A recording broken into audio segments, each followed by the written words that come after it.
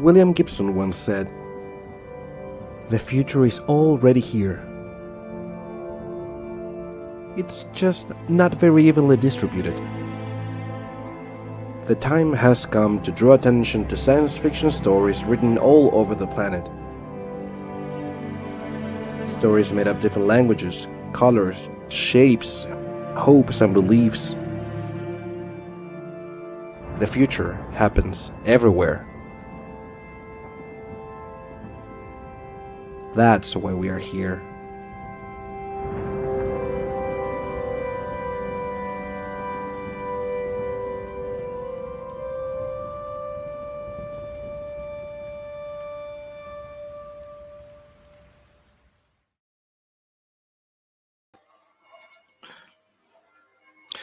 Hello everyone, welcome to the second edition of FutureCon. We are very happy to bring to you panels from all over the globe in all possible time schedules. This year, we want to engage with even more native innovators and storytellers that make science fiction happen and flourish in their own language and markets. We want to build the tools that will reshape our own imagination, set up creative networks, and make room for independent voices, crafting publishing alternatives and self-sustainable connections to decolonize the future. We have more than 50 guests from more than 20 countries, showing the natural biodiversity of the future. This year, the theme of the FutureCon got even wider and more inclusive, and thanks to ALCIF, the Chilean SF Association, we could add more networks and skills. I would like to add that the gorgeous video you just watched was made entirely by ALCIF, our heartfelt thanks to them. Last but not least, the fact that the FutureCon is totally free and panels will be available on YouTube forever. While we don't ask for a ticket, we would appreciate a donation of a free amount of money to support the team. You can donate from $1 to wherever you want. So, without further ado, let's start with our first panel. United Futures of Africa, a whole continent rising to the global conversation. Themes and elements of contemporary science fiction from African countries. I would like to present our participants. First, I'll start with Cheryl S. Ntumy. She's a Ghanaian freelance writer. Her work includes short stories and novels in various genres, as well as news articles and scripts. Her latest novel, They Made Us Blood and Fury, was published in January of this year. Also, Dilman Dila is a writer and filmmaker from Uganda. He was shortlisted for the BSFA Awards 2021, the Nomo Awards the same year, and the Commonwealth Short Story Prize in 2013.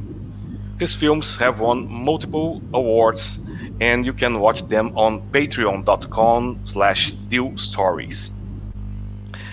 Oghenechovwe Donald Ekpeki is an African writer and editor from Nigeria. He won the Nomo Award for Best Short Story in 2018 and 2020 Horror Writers Association Diversity Grant. He is co-editor of the year's Best African Speculative Fiction Anthology of this year. Mame Bougouma Diene is a Franco-Senegalese American humanitarian living in Brooklyn.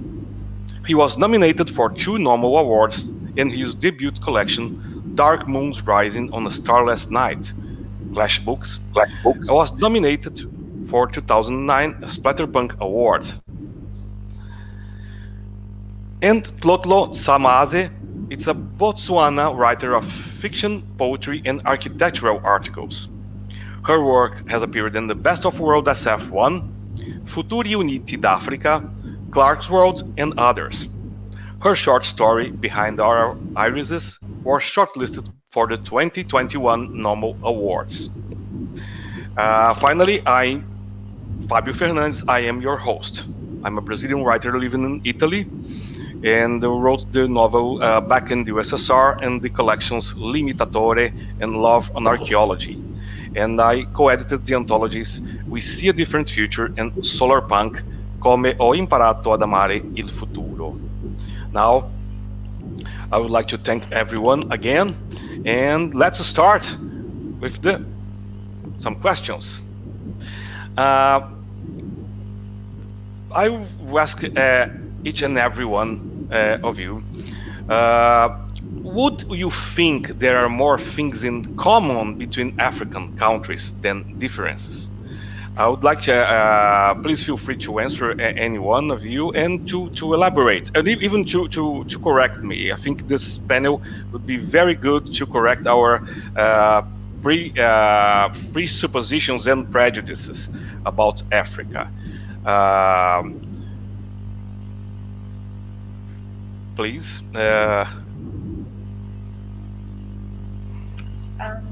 Okay, I'll start. Okay. Well, Africa, yeah. Well, Africa is has many countries and really has countries that have many cultures, different tribes, and you will note some similarities between some tribes in the sense of maybe the rituals that they perform, ceremonies, their lifestyles, their belief, and even their folklore. And even in that same breath, you'll be able to actually notice some of the differences. And some of these things are vast. For instance, maybe a writer who's a Zulu writer will probably offer a different experience to a Ugandan author, for example. Yeah.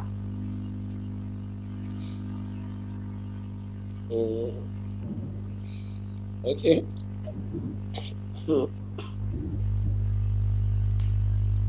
Okay. Sure, Mom, please. Yeah, no, absolutely. Thank you for the question, and it's good to be here, and thank you for the invite to FutureCon.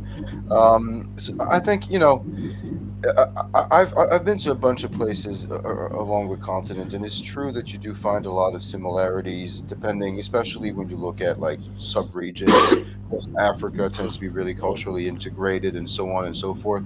But I think just trying to think about it a little bit more broadly. I mean, obviously, we also got to be mindful that while there's it's also a diverse continent in terms of ethnicity. The north is different from the south. Colonization has came into play and has created a very different patchwork of what the continent is, I think, than what you would have found before. But I mean, just as an author, I tend to find that in Europe there's a lot of similarity between countries. If you go to some parts of Asia, because there's been historical thrusts, there's going to be a lot more similarities that way. I think what becomes interesting is to look at not necessarily. I mean, it's more when it comes to the writing and it comes to the continent, it's to me the similarities are one thing, the differences are one thing, but I think as a writer, what I would be trying to do here is to look at the similarities that we have, even beyond the fact that it's Africa or Asia or Europe. And I think that's probably what the point of this discussion is to look at how we can, as writers, bring out what brings us all together, being from our own individual regions, irregardless of our differences or similarities. I don't know if I'm making much sense. It's 6 a.m, guys, so I'm still trying to get my head around things. Oh, that's awesome. Thank you. Okay. I would like to jump in.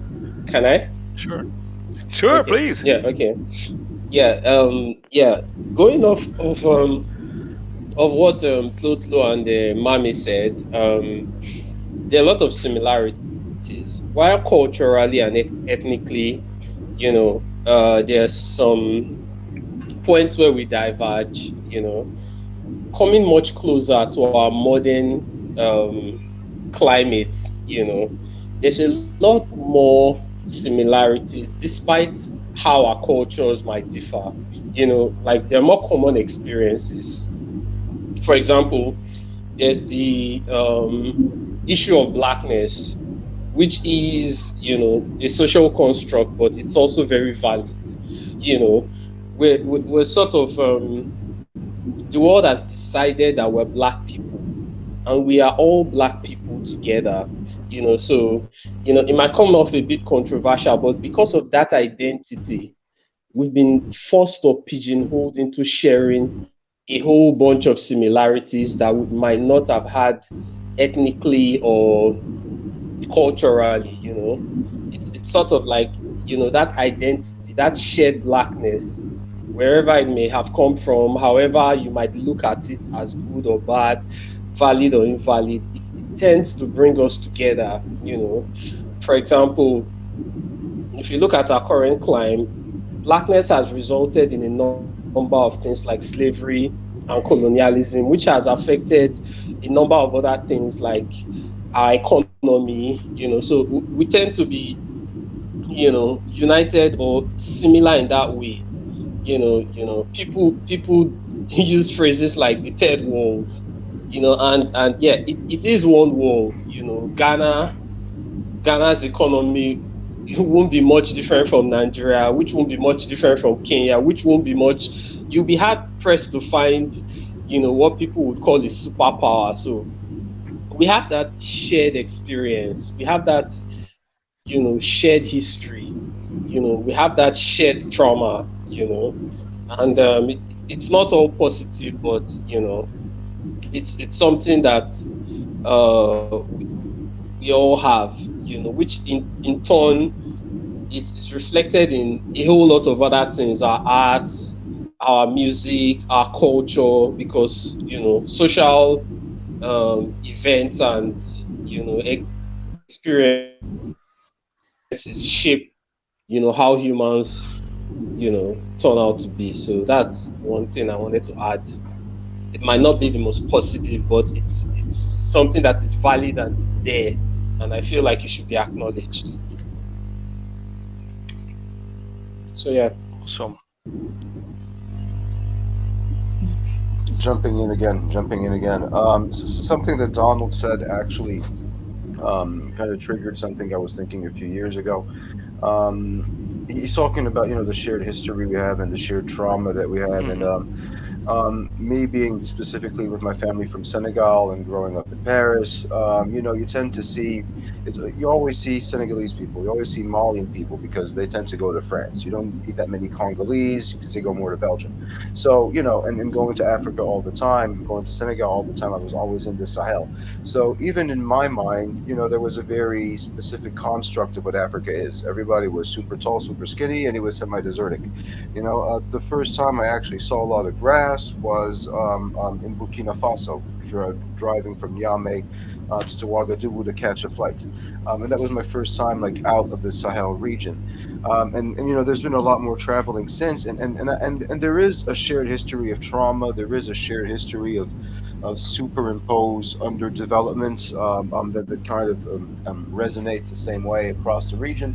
But what really struck me over the course of the years, and I tend to be a cynic when it comes to these kind of things. I tended to say at first travel opens up your mind, and then at some point you realize everybody's the same everywhere. What's the point?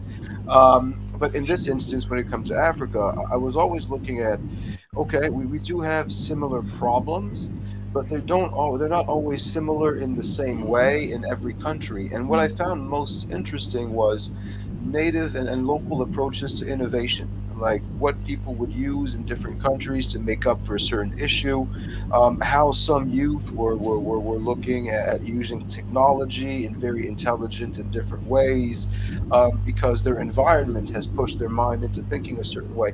So what struck me as super interesting was beyond the similarities, it was the way people were trying to make the best of being shorthanded and just trying to improve things for themselves one bit at a time, without having to look to the outside world, without having to look to a helping hand from the West, thinking, me, I'm this poor little me in the slums somewhere, what can I do to make things better for myself? And I think those kind of variations in positivity are also a very, very important thing, at least in my opinion. okay, Dilman is trying to talk. I don't know if has the sound. Dilman, please.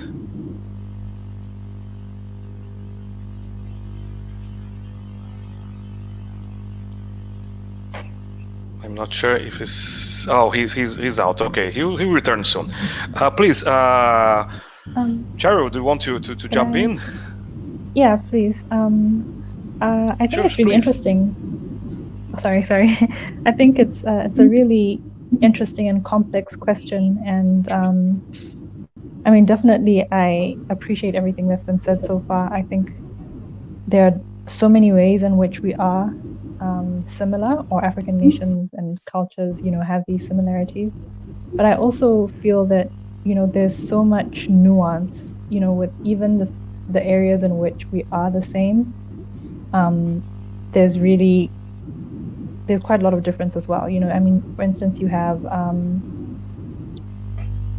countries where people speak the same language, but the way they speak it is so different that you could be from one side of the border and not be able to understand what someone on the other side of the border is saying. And I think sometimes to an outsider, it seems, I think it's easier maybe to sort of amalgamate everything into this homogeneous mass, but there's such distinct little differences, which I think, to me, I mean, as a writer, that's the most interesting thing. When I'm exploring these different nuances, I find that to be really fascinating, to be that there's one aspect of this culture that's so different among this group, but in the other group they're doing something completely different, though they're supposed to have these similar roots. So I think it's a really complex thing in that we're the same, yes, we're different, yes, our experiences are universal. I think all of this is true. I think it's one of those questions in which there is no wrong answer, really. We are different, we are the same, and we are universal at the same time. Okay. I want to dive in, just to clarify. When I talked about our shared history and culture, and I wasn't. I understand that there are nuances, and we're different in all these subtle ways. So I just wanted to clarify that. I meant that in a sort of in a more general or in a less specific way, kind of like, what it means to. It's kind of like someone who wants freedom, the urge for freedom. There are some emotions that, they're sort of more generic. The way that you feel certain things, is universal. Like love, like freedom, like pain, like anger. So yeah, I just wanted to clarify that. Yeah, that's how I meant. That's what I mean about shared experiences. Of course, I agree with Mame. And yeah, that's when you go into it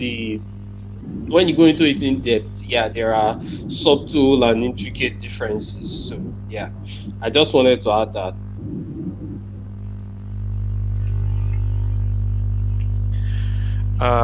Okay. Dilman is experiencing some problems with his mic. We are trying to fix the problem here on this end.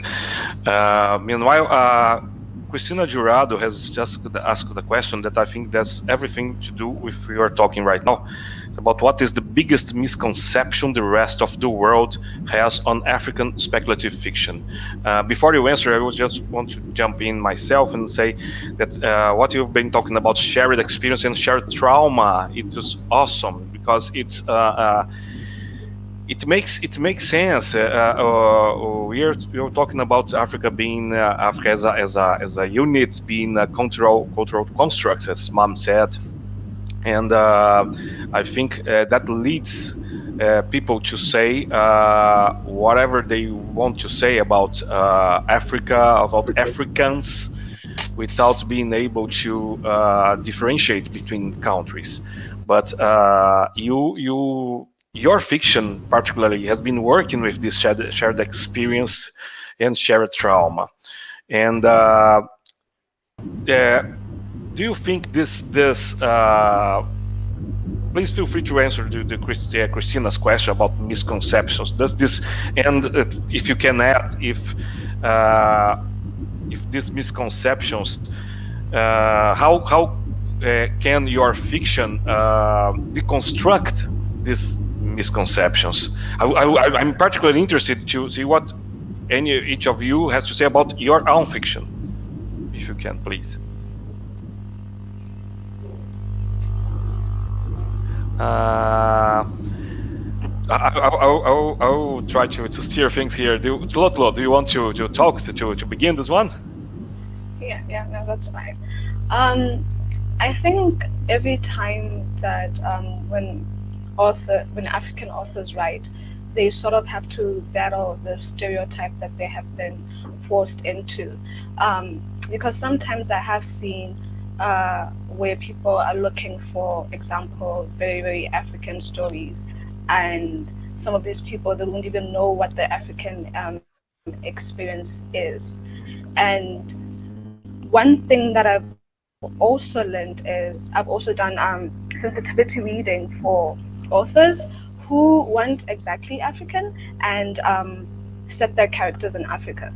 And the most common thing is they make these characters very primitive in the way that they act and the way that they speak. They make them appear in a very uneducated manner. And most of these stories sometimes are set in very dilapidated areas. And the thing about allowing also other African authors to show the different diversity in Africa, it allows to show that Africa is not just a barren, dilapidated area, it also has skyscrapers, like beautiful, amazing architecture. So, for example, with some of my writing, I try to show both sides of that and try to get out of that boxing. Yeah.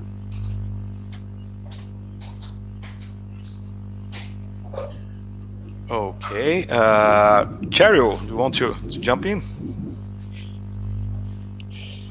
Yeah, I mean, I think I definitely agree with what Luther has said about, you know, there tends to be a sort of a preconception that there is only one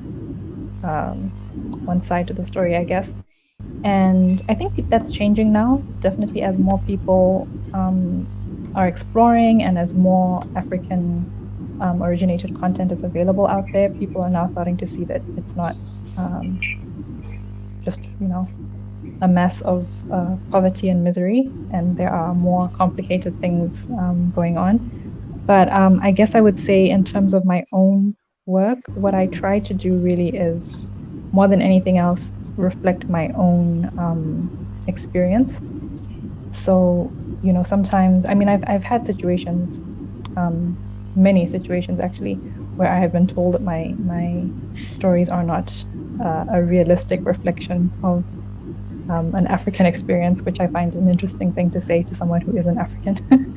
But this is the kind of thing that you have where someone will tell you, you know, you'll write your experience and they'll say, well, but I don't know that that's really an African experience, because it's not, you know, there aren't enough barefoot villages in it, you know, there's not enough war.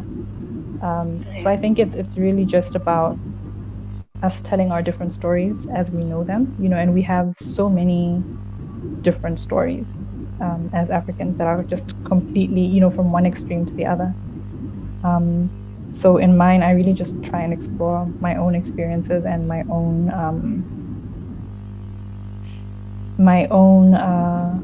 concerns as a human being within the context of, you know, my culture or whatever culture it is that I'm depicting it in, because it sometimes moves back and forth between Botswana and Ghana. But yeah, but just focusing on that particular thing, that particular question of what does it mean to be a human being and to experience the things that all human beings experience within, you know, while living in this particular place. So that I think that makes it more, it becomes less of a National Geographic assignment and more of just a story about a human being having an experience that any other human being could relate to, regardless of where they are. yeah, I don't know if that makes sense, but yeah. Yeah, just bouncing off of what Cheryl was saying, I think the question first of who what is African enough, I think is a really Okay. potent one. It's a really potent one because it's also a ping pong that is reflected across the diaspora, and I'm diaspora. I'm not. I wasn't. I mean, I'm a Senegalese citizen, but I was born in New York, um, and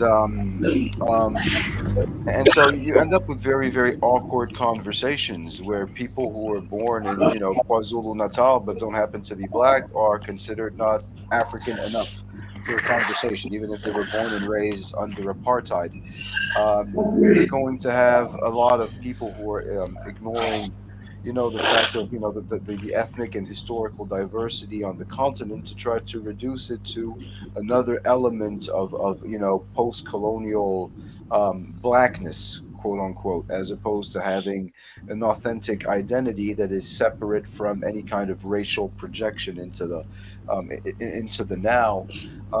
When it comes to my writing, I don't, like sometimes I touch upon stuff that is neo-colonial. I'm not sure I really like that terminology, especially because I feel like it removes a lot of agency from the countries.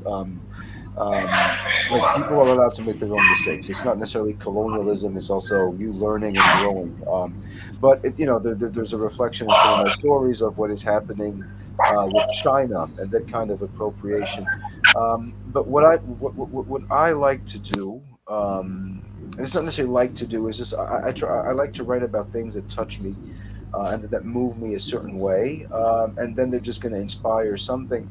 And it tends to be the lesser explored sides of African issues, but African issues that are African. The problems that we have with patriarchy, the problems that we have, with well, patriarchy, and then of course women's rights, the problems that we have, with child abuse and how we raise our kids, the caste system within our societies. I think I'm not necessarily trying to write for the rest of the world to change their view on Africa. In many ways, I would much rather I would much rather have my stories be able to touch Africans and on issues relating to Africa and things that we need to overcome to get into that modernity that is kind of all these things that are still keeping us back. So I think it's a little bit of both. Addressing the issue of what people consider African in the first place, but then also looking at what defines us and what are our social constructs and how we address them through our writing.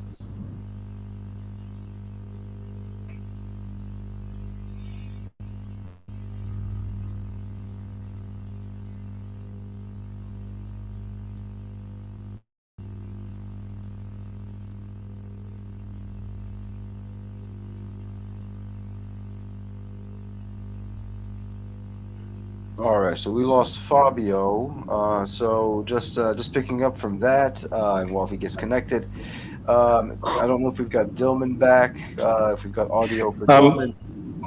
Can you hear me now? We can hear you Yeah, loud we and can clear hear now, you. brother. Maybe you want to answer this question that Stephanie is asking. That way, and we lost Dilman again. You lost me. No, you're back. Um, Yeah, I mean, yeah. Like your screen goes black, and then that little thing starts spinning, and then you're back. But the floor is yours, man, because you haven't had an opportunity to speak yet. okay, what's the question? Is how have you dealt with how person? Oh yes, I actually got a rejection letter once. I think it was sometime in 2008, 2009, even much earlier probably. I sent it. I remember the magazine was all that anywhere, but where I formatted the story is because the story is set in the colonial time. It had an African person writing a journal, and then the editor said it doesn't feel African because of the journal style, and that's why they rejected it. But of course, put it from the point of view of an African man who realized learned how to write, read, and write from it. and so he was keeping a journal of events that were happening in his village. They rejected it because ground.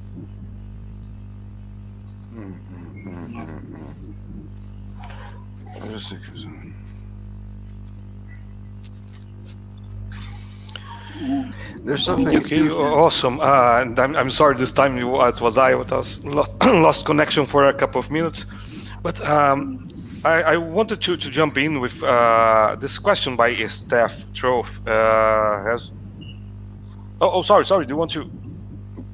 That's what Dilman was answering right now. Please, Yeah, that's what I was. Oghenechovwe, do you want to talk? Oh no, Dilman has the floor. Oh, Dilman, are you there? Oh, I I'm sorry. think- I'm serious. I already explained. I don't know if Please continue. Sorry, I was cut off, so I lost this. Okay, yeah, no, I was explaining how I got a story rejected because the person I had written it from the point of view of writing a journal, and this was set in pre-colonial times, already around the time about colonialism happened. And the facts of the editor was like, it doesn't mean Africa because you've used the journal, the memoir style, like somebody keeping a diary. And of course, at that time, I felt it's weird about it. But the story was later on published by an African American publisher. I don't know, he didn't even raise questions about it being a journal kind of writing. Yeah. That was, I guess, the question was about people being inflected on how they the story. Most of the problems I get with editors, even up to now, in trying to make the story go to the Western audience. So you find like you want the story to be explained, and they'll say like, "Will people get this? Will people get this? Will people understand? Will people understand what you're really talking about? You need to write it, or to either to put a glossary or to italicize words. I've not done that in a while. So most of the time, they take the italicize the word, the non-English word, the past tense appears, but it hasn't been happening. I think it is the problem editors asking for the story to offer elements of the story to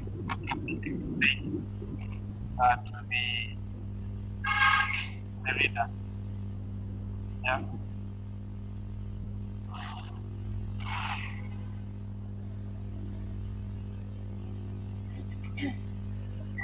Jumping back in.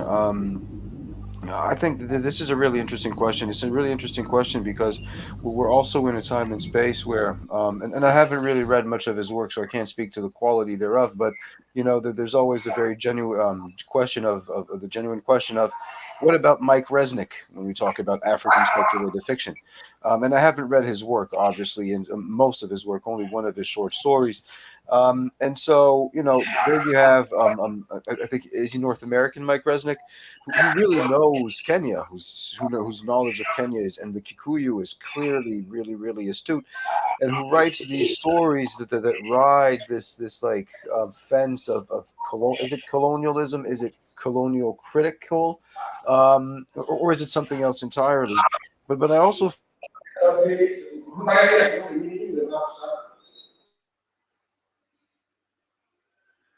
do our stories get misconstrued? And also, what should we demystify about what African writing is? I think that's a really good question, if only because there's the question of what is African writing, and there's also the question of what is asking for Africans just to be too African, for instance. in the sense that some people are going to tell you, yeah, your story is not African enough. Sometimes the story is too African because the writing is a certain way. And then you're told it's not African enough by someone who's not African, who was telling you, oh, this is too African before.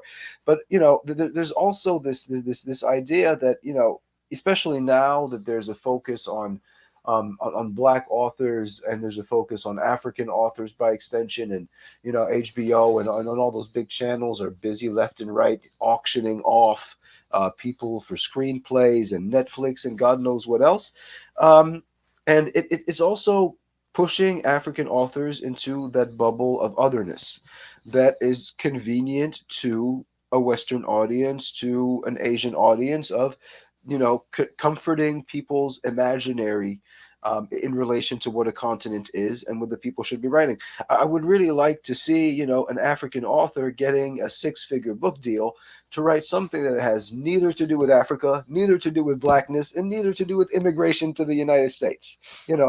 Just write me a silly YA story about a girl on a pony that turns out to be a unicorn. I don't care. But, don't make it like, the Negro issue. It shouldn't be. So, if there was really an openness towards authors, it would be embracing authors in their diversity as writers, and not necessarily in their cultural bubble as such.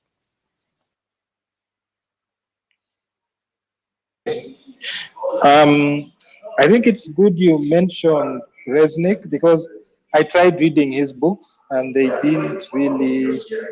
I don't know. There's a bit of noise here. I read his books and they weren't really. I didn't feel engaged with the material. But then one other question I keep asking is, things like Black Panther, are they really African stories? Yeah? Or like if somebody who is not African writes a story set in Africa, do you categorize that as an African story? I don't know, because sometimes it's a question we had earlier today. I was having a conversation with a couple of friends of mine who I'm on a trip with, and we're talking about Ugandan films. And there are some American films that have been made in Uganda, telling Ugandan stories. But the point of view of these films were very much for a Western audience rather than for a Ugandan. And they included things that a Ugandan probably would have handled differently. For example, soldiers here would normally not speak in English, but in some of these films, you find the soldiers speaking English. And that became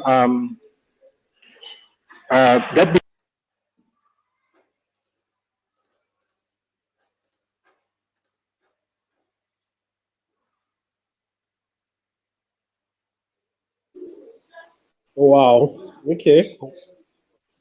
I think that Mame, you and Dilman really turned the heat up there.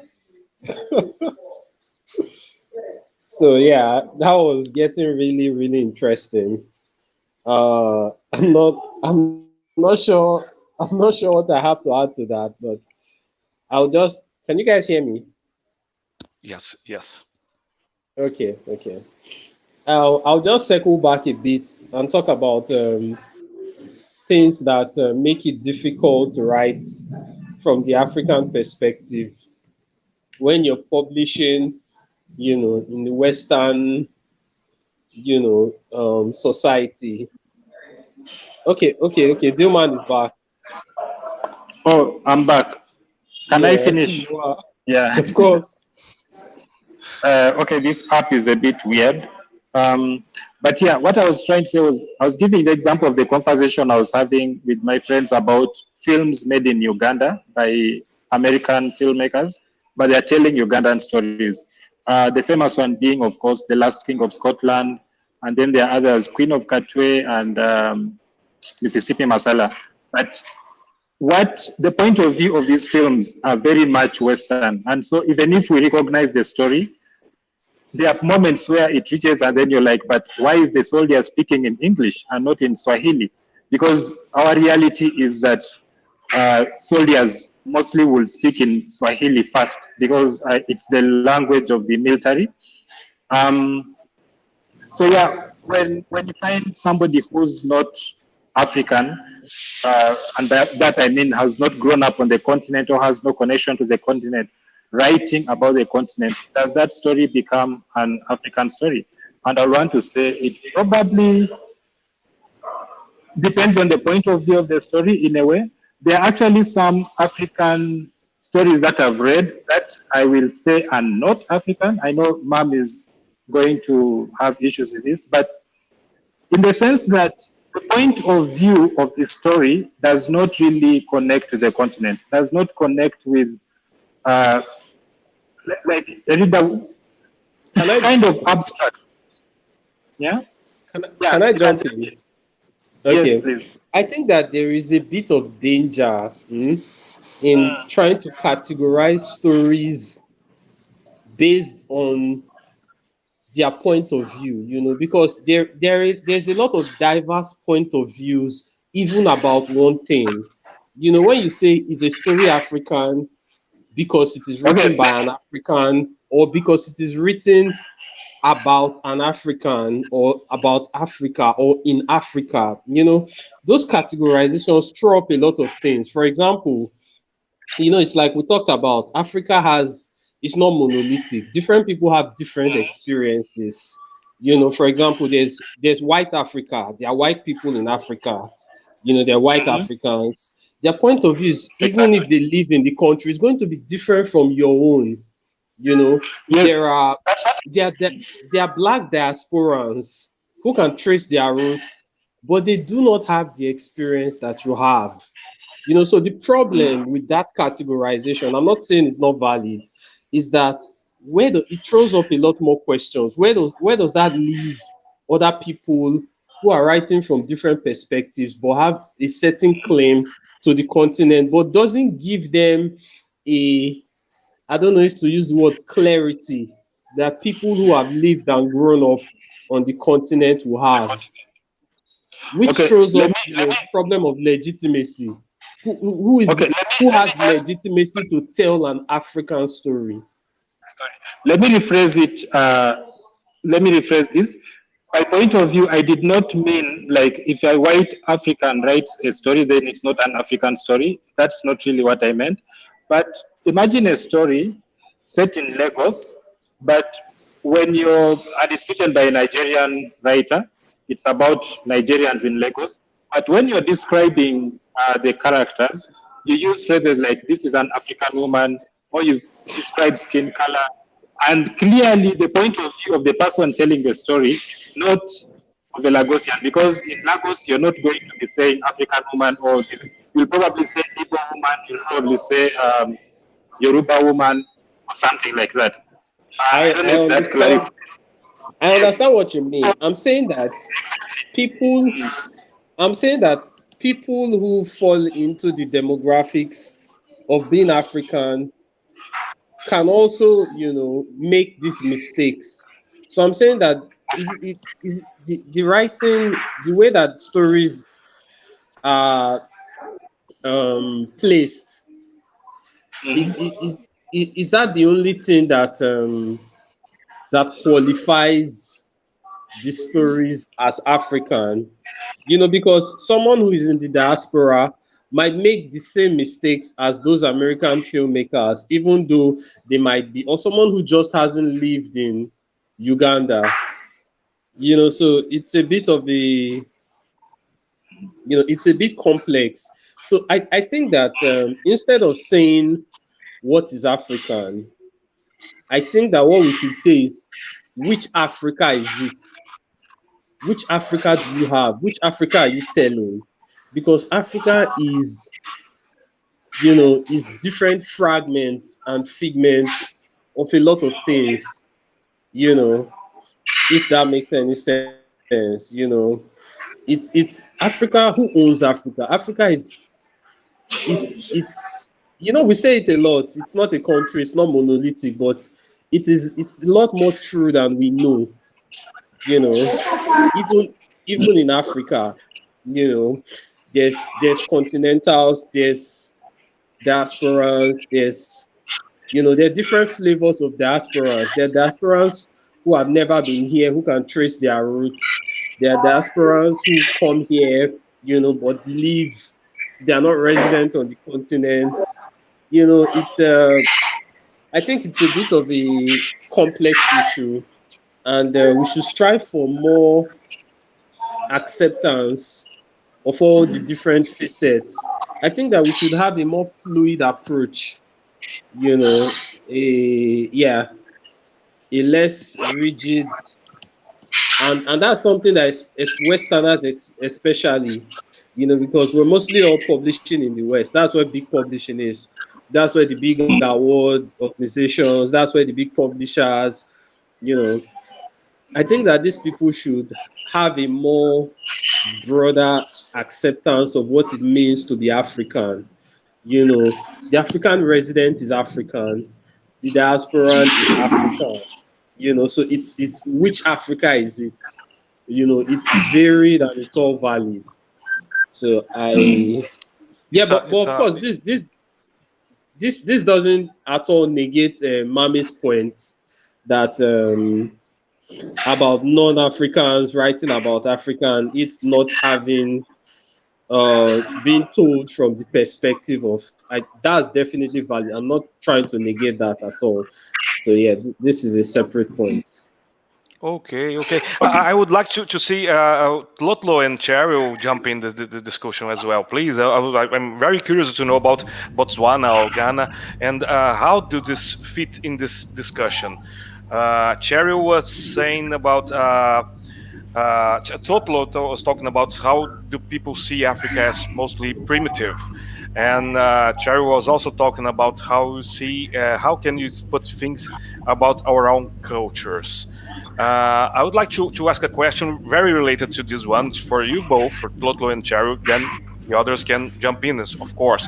Do you feel obliged to write only about your very specific, particular cultures? Have you ever met a situation which an editor or a friend, someone told you, "Oh, this is not African enough"? As Mom said, you should write about your own culture or your own country, and don't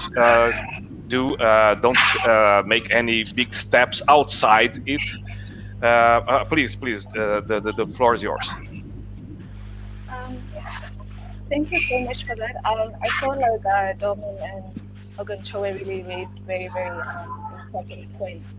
And one thing that I've also realized, because there have also been like some films set in Botswana, and it doesn't fully represent even the Botswana themselves, and especially even in the accent they talk in. And normally what happens is they'll bring other African actors, like South African or from any other African country, who will actually speak in a different dialect and accent to represent those. And I think for some authors, they face a lot of obstacles to basically have the same platform to tell their own stories. Some of the comments that I got for some works that I submitted, for instance, were some editors didn't relate to the characters. They didn't understand why the character did one thing. And the thing about that is certain things that happen in one culture may not be acceptable in another culture. So now because maybe the editor you submitted to is maybe a white American, like obviously they're not gonna be able to relate. And instead of like looking at the whole quality of the work, and the whole experience of the character and the emotions that they're going through, they sort of like invalidate. Now, in some areas, having to write to a Western audience. And another thing that I also realized is some of the comments also come towards structure of the story. One thing that happens back at home is, we have our elders who tell us folklore stories or things that happened to them in the past.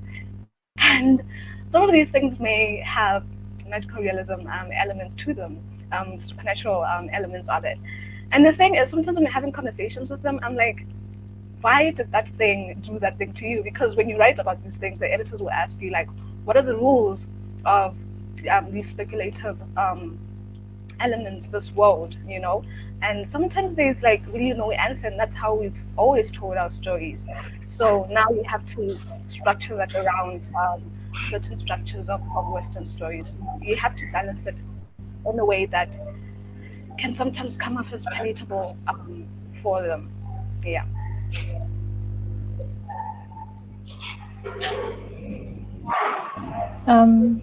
Cheryl, please. Okay, jumping in here, I guess speaking specifically to the question of being asked to stick to your own specific culture. I mean, I live in Botswana. I grew up in Botswana, but I'm from Ghana. So a lot of my work is set in Botswana, which is, it's obviously not my culture, but I've lived here a long enough time that there are things that I feel are very familiar to me.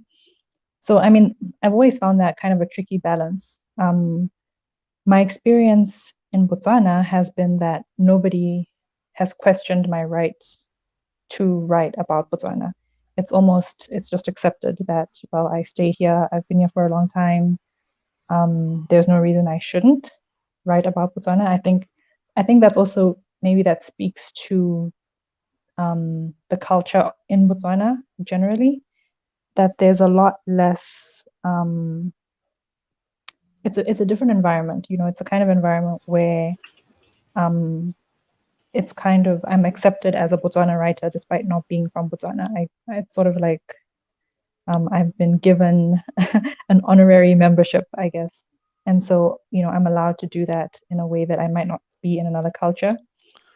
I've actually found it a lot harder to write in Ghana than Botswana. I think because I've been here so long that there are things that are a lot more difficult for me to understand from a Ghanaian perspective. So, I mean, I've had experiences where I would write something and it would be sort of well, no, that's not the way that we would do it. It doesn't really, you can tell that this is written by someone who has been outside of Ghana for a long time. And I mean, this is just coming within the African context, from other Africans. But also, there have been experiences where I've been asked to make changes because, I mean, as everybody has mentioned already, because, it's something that people don't understand, or it might not be clear to Western readers what exactly is going on or why this is going on. And what was said about, these elements of the supernatural and those things, like explaining all that kind of thing to people who are not Africans and don't have that experience. But I mean, I also feel like there should be room, and I mean, I know this is a really controversial subject, but I don't know, I want to just be able to be unencumbered as a writer. I want to be able to just tell a story and not have to be worrying about the political ramifications of the story and whether it fits into whatever little box I'm supposed to fit into. I think there's so much power in what we do as writers, as creative people in general, that it takes away some of that power if you're not able to do things in the way that feels most authentic to you as a writer. And if that means like there was a moment I think earlier on where Mame had said, it would be great to have stories written by Africans that were not about Africa, that were not about, a specific cultural issue. And I think that's something that I really gravitate towards, that it would be great to feel as if we do not require external validation, that it doesn't have to be, it can just be celebrated for what it is without feeling the need to be, to fit into any particular box, nationality or ethnicity or language or anything like that. I think it would be interesting to see what we could come up with if we didn't have to worry about all those restrictions.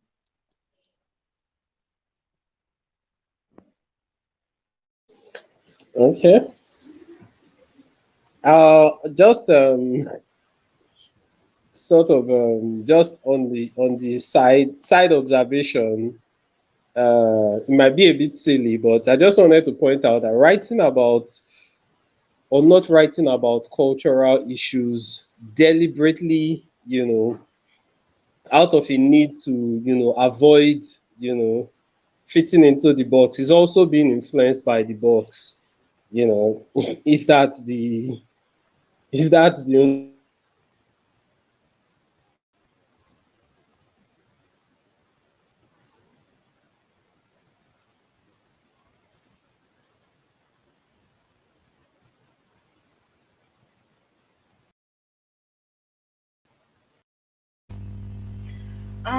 Well, just to add to what Cheryl said, she mentioned The something rationale. about. I Oh, mean, okay. I just talking that.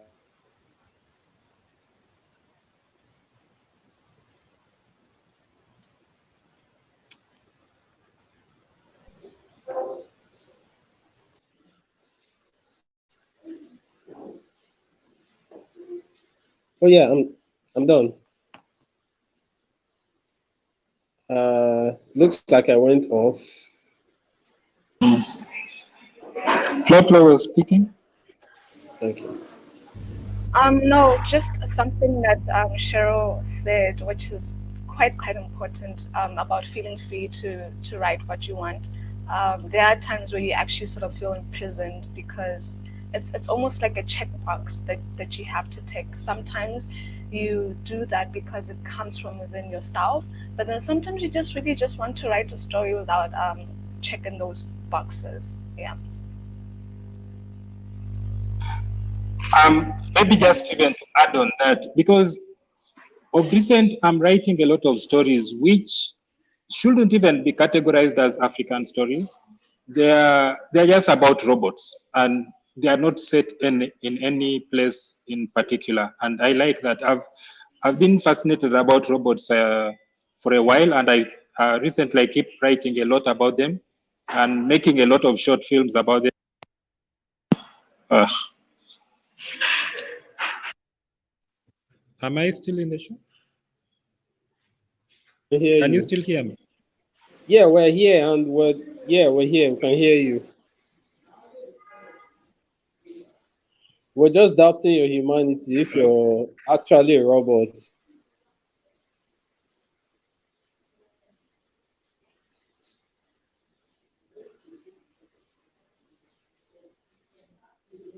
I think it's off. Yeah, Dilman does write about robots a lot. It makes me wonder sometimes, Yeah, man. because a robot would be curious about robots, like a subconscious thing.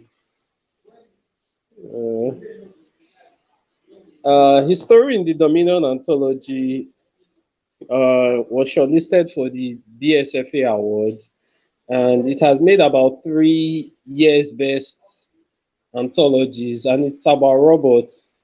I know he has submitted another story about robots too, so I don't know. I think it's something that should be looked into. I think, yeah, we definitely would all gain from a little psychoanalysis. You know what I mean? Like, what is your weird obsession with this stuff? Okay. I was just looking at the question that popped up at the bottom of the screen. It disappeared now. Oh, there it is. Have you ever written or encountered a story about an optimistic future of your country, region based on its own culture? I'm just answering for myself. That's a straight up no. I tend to write super, super, super dark stuff, and even though there tends to be a touch of hopefulness sometimes, it tends to just be super dark. I like to see my protagonists go through hell and never make it back. So you won't get that black boy joy much from me. Not that you don't need it, but you won't get it much from me. But the question about Wakanda, I think, is an interesting one. But I think it's not necessarily the right question to ask because you there is no African vision of Wakanda because Africans don't need a Wakanda the same way African Americans need a Wakanda. Um, Wakanda is essentially, basically, first, Black Panther was written by Stan Lee and James Kirby. He wasn't an African American creation at all in the first place. So that it's been reappropriated is one thing, but to think that the vision initially was a black vision would be completely wrong. But understanding what Wakanda represents to a diaspora who needs to identify and find a middle way between the continent that they're from, that they don't know, or that the reality that they're in, you have Wakanda. But Wakanda is not the future of African America. It's bridging the gap between lost African identity and wanting to be a Western American. You don't have that in Africa because there is no need for that in Africa. We don't need to recreate a mythological past and then sublimize it into something that is a grandiose vision of a future we don't have. So it's asking. I understand the impulse behind the question, but I think it's asking the wrong question.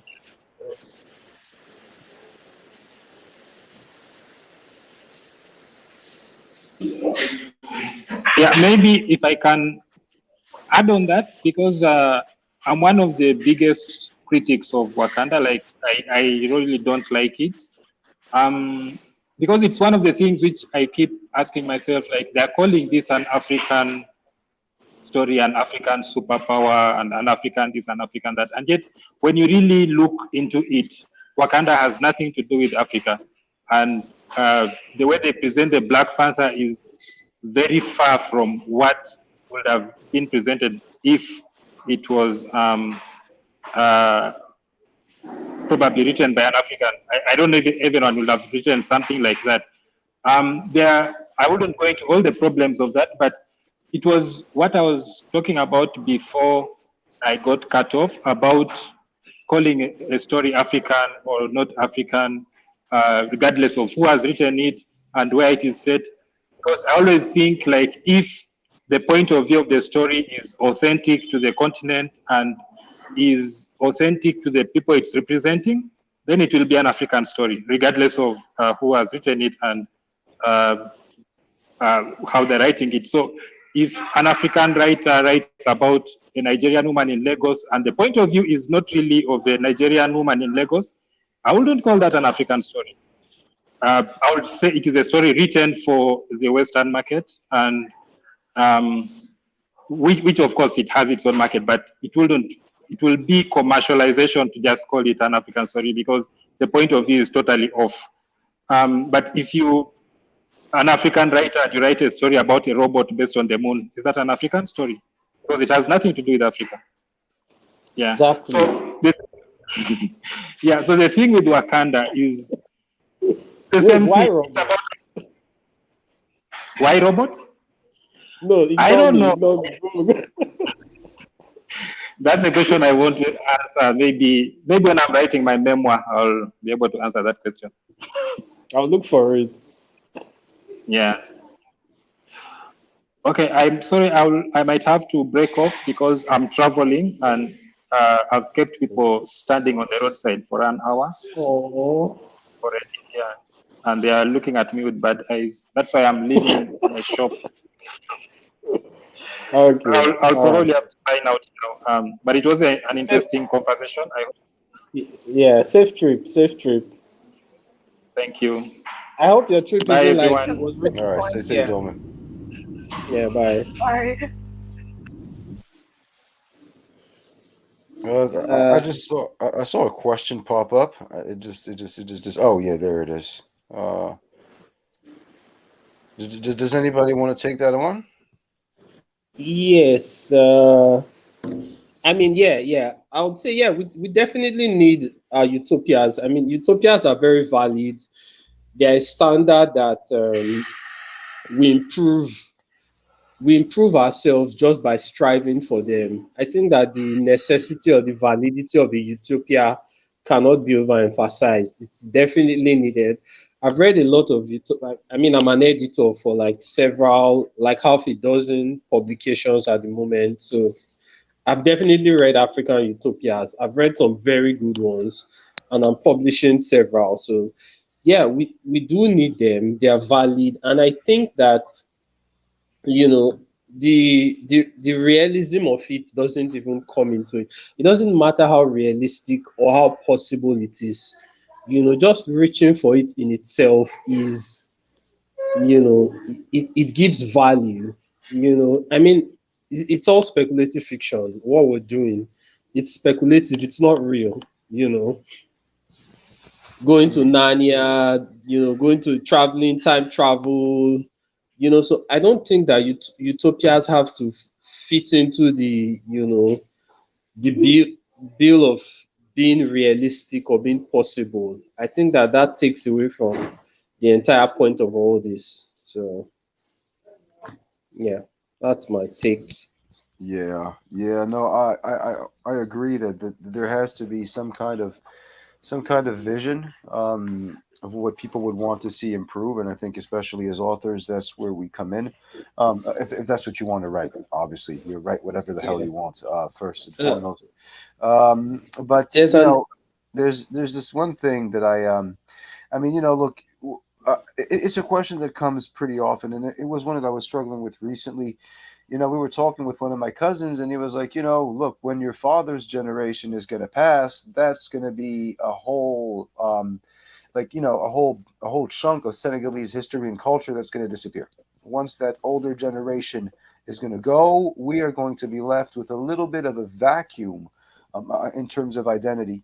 Um, but at the same time, there's also balancing what is there's this culture, what is traditional versus what people do because they can't afford otherwise. And it's a question that comes up a lot, especially when you have conversations with people who know Africa or who know anywhere for that matter, because it's a travel log.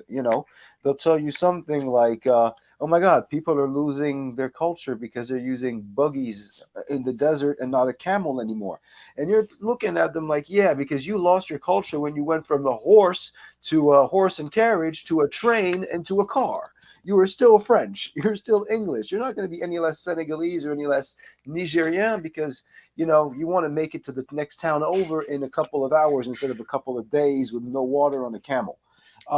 And so, there has to be that kind of balance between, and I think that's something that we're going to need to really think about, or, maybe it's a natural process, but there is a generational transition coming our way.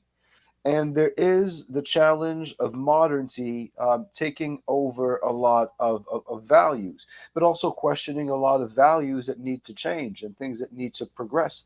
Um, so yeah, I don't know if I'm answering the question, if I'm going on a rant right now, but basically that's what I'm trying to say. That there's, it's there is a utopia somewhere in the future, but whether or not I don't know how connected an idea of a utopia is to the transition towards which Africa is going with this passing of the baton in terms of generations. Okay.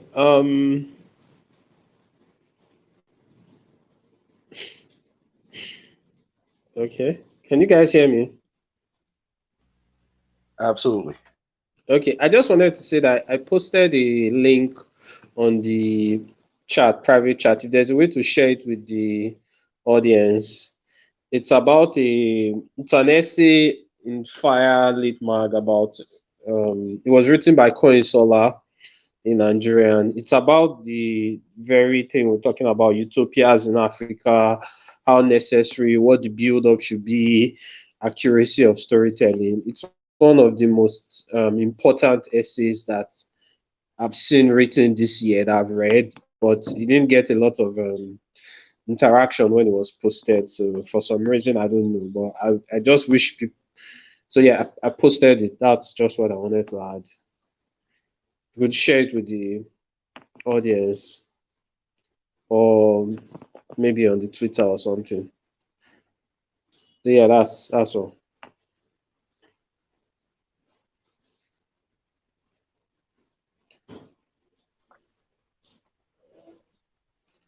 Can I jump in? Yeah, sure. I'm done. Okay. Yeah, I mean, I think it's definitely important for us to have those visions, that vision of a future where things are better than they are now. I mean, I think what that looks like is definitely going to differ depending on where you're coming from. I also think that a lot of us are trying to find, ways to move our different countries and our different cultures towards something that could look like that in the real world as well. And maybe that also informs the kind of stories that we tell, or the kind of vision that we have of what the continent could look like 100 years from now, for instance. Yeah, I mean, that being said, I think it's kind of it's an interesting question the way it's posed, because it's, do we need to have them? As in, I don't know if that means, are they necessary for us as a continent, for us to have a sense of optimism, or to have a sense of hope about the future? As in, would we not be able to function without them? Or, I'm not sure if it's asking whether we as writers feel like it's more important to have a positive outlook than a negative one. Because I mean, I think there's also definitely a place for those darker stories, for those dystopian stories. I mean, I like a happy ending personally, but I do think that those stories can be really powerful. And sometimes we also need to have that, to look at what could go terribly, terribly wrong if we just don't get things right, if we don't get things together. So yeah, I was just, throwing that out there. Whether this is something directed to us as writers, whether there's one path is better than the other, or whether it's just a general question. Okay, I feel like I'm just rambling now, so I'm going to stop. Okay, I'll just jump in there and say that yeah, I think that generally Africans tend to favor the dark, or the problematic, or the traumatic, because I mean everybody has a larger experience that informs them. And while people write utopias, people write black joy, people write trauma, I think that the trauma that we write is more and is stronger, and there's a reason behind it. But despite this, there's still other things. People still write utopias, people still write joy. And I'm going to circle back to what I said earlier about which Africa is it? It's all valid, you know, even if more of us connect with, the dark, I think that people should just learn to embrace Africa as not being monolithic, as being, you know, a combination of a whole lot of different things, patches of darkness, light, happiness, trauma, everything, So I think that we should just learn to, not just us, but, the rest of the world that receives our work, publishers, editors, consumers, should learn to understand that no one thing is Africa. There's a lot of Africa. So, you should just pick what you can identify with, what you want. If you want Black Boy Joy, go with it. If you want something critical of colonialism, if you want to write about queerness or read about queerness, it's all, we should learn to stop pigeonholing or defining Africa so closely, or gatekeeping and censoring and all that. So, yeah. Guys, sorry, I didn't realize. Okay, yeah. Well, Francesco's back. I just saw that they were pushing us for final remarks. Okay. Warm this up. Do Francesco, do over to you, you. do you hear me? Yeah, we can hear you. Yes. Yeah. Do you hear me? Yeah, we do. Yes, we can hear you. Okay. Sorry, guys, because we had we had some problems with connections and Fábio.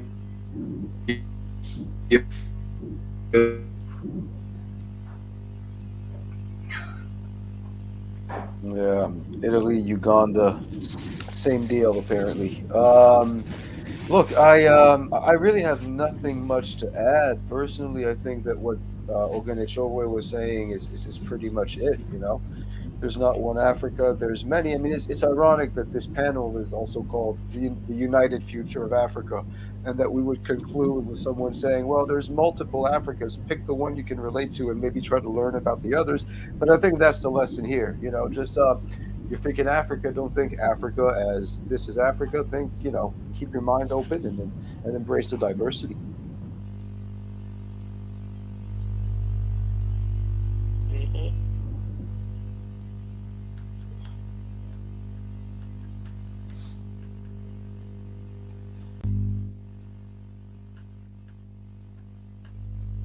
Anybody else? No? All right. Well, I will pick up moderation for this, guys. Thank you for taking the time. FutureCon, thank you so much. I hope we get to the bottom of Dilman's obsession with robots one of these days. And yeah, seriously, what is up with him and robots? Guys, it was great talking to you, and I really hope we get to do this again. Thank you. Same here. Thank you, guys. Bye. It was a great Yeah, bye. conversation. Take care, everybody. Bye. Thank you. Thank you.